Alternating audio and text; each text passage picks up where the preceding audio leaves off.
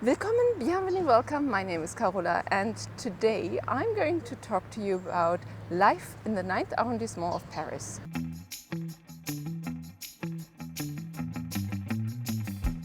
As you know, Paris is sectioned into 20 arrondissements, and each one has their very own specific flair. The 9th is called Opera because the Opera Garnier, which is also the opera from Phantom of the Opera, is located in the 9th.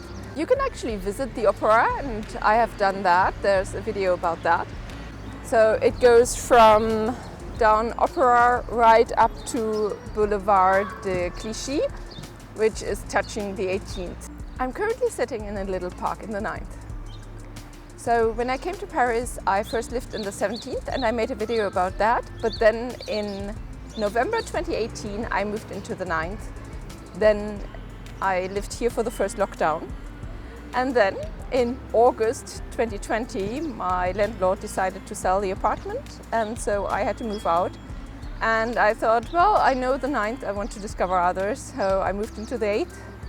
But then after half a year, I called my old concierge and she found me a place. And so I could go back to living in the 9th. I moved back in February 2021 and I'm still here. So starting from the top, you have half of Boulevard de Clichy. So you're starting with all the sex shops. And then there's also Pigalle, which used to be the red light district, but now it's more cool, hip bars, I guess. Equally for South Pigalle. Then it's all the area around Saint-Lazare, and then go into the chic area. The area around Opera is really fancy. You have the Boulevard Lafayette, and you have all the shops that belong to the Galerie Lafayette and Printemps. And on the southern border of the 9th, you can see the Wax Museum cover. So some people say the 9th is not the safest area. I disagree. I find it super safe. I like walking home at night. So even, for example, I filmed a video in Pigalle, and so then I was walking through South Pigalle and Rue du Martyr to my home. So I think it's a very safe area. It's very nice. I only lived in studios, so I always paid between 1,100, 1,200. The thing that's really missing in the 9th is a large park, because the one I'm sitting here, it's just a tiny little park with one playground and just a few benches. So you don't really have an area where you can sit and picnic. We're not close enough to the Seine to have access to water. And so during the first lockdown, that's what I was missing. I really live in the middle of the 9th, so there's the more dodgy area that I talked about on the top, and there's the fancier area in the bottom. And you have fantastic connections. So I like using the buses. So we have the 43 and the 74. Saint-Lazare is on the border between the 8th and the 9th. And we have a lot of train going from there and also a lot of metros. And otherwise, covering the 9th is the Metro 12. And then on the top part, you have the Metro 2 between the 18th and the 9th arrondissement.